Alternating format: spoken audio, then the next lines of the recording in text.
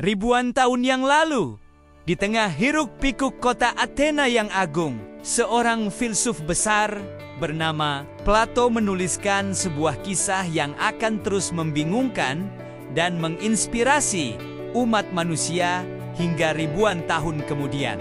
Dalam dialognya Timaeus dan Kretios, ia menggambarkan sebuah peradaban perkasa yang tak tertandingi.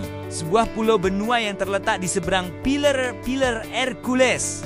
Di atas gulungan papirus kuno, tertulis nama yang melegenda, Atlantis. Kisah ini bukan sekadar dongeng pengantar tidur. Plato melukiskannya dengan detail yang begitu rinci. Seolah-olah ia sedang menceritakan sebuah sejarah yang hilang.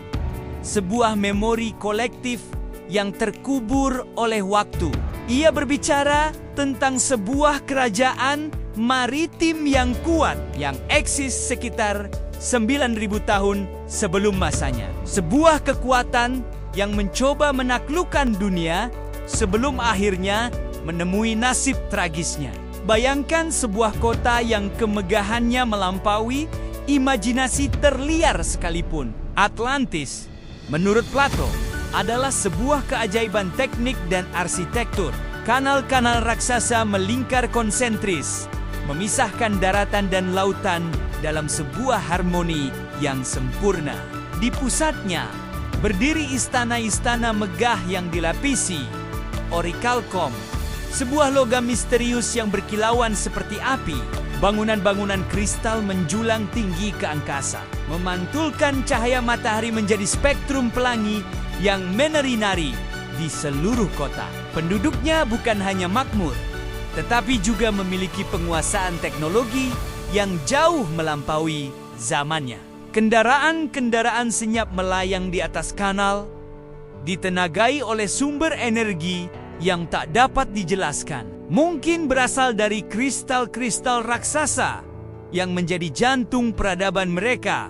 Mereka adalah masyarakat utopis, para ilmuwan, seniman, dan insinyur yang hidup dalam kemewahan dan pengetahuan yang tak terbatas. Namun, seperti semua kisah keagungan, selalu ada bayang-bayang kejatuhan. Plato menceritakan bahwa kesombongan dan kehausan akan kekuasaan akhirnya merusak jiwa para penduduk Atlantis sebagai hukuman dari para dewa, atau mungkin akibat dari siklus alam yang tak terhindarkan.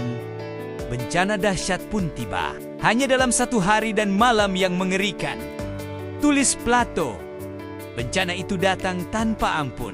Gempa bumi kolosal meretakkan tanah, gunung-gunung berapi memuntahkan lahar dan abu yang menggelapkan langit, dan dari kedalaman samudra bangkitlah tsunami raksasa yang menelan seluruh kota dalam satu gelombang mematikan. Atlantis dengan segala kemegahan dan teknologinya lenyap di telan lautan. Namun, apakah ini benar-benar akhir dari kisah mereka? Teori-teori konspirasi modern berbisik bahwa beberapa penduduk Atlantis berhasil selamat. Mereka menyebar ke seluruh dunia, menjadi dewa-dewa pembawa peradaban bagi budaya kuno lainnya.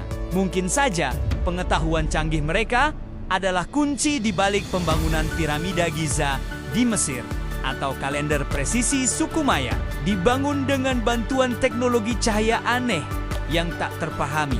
Hingga hari ini, misteri Atlantis tetap menjadi salah satu teka-teki terbesar dalam sejarah manusia. Para penjelajah dan ilmuwan telah menyisir dasar samudra, mencari jejak kota yang hilang itu.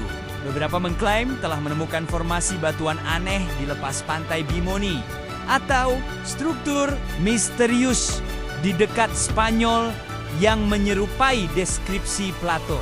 Dari reruntuhan bawah laut yang gelap dan sunyi, kita hanya bisa bertanya-tanya, apakah Atlantis benar-benar ada? Ataukah itu hanya sebuah alegori Plato tentang kesombongan dan kejatuhan?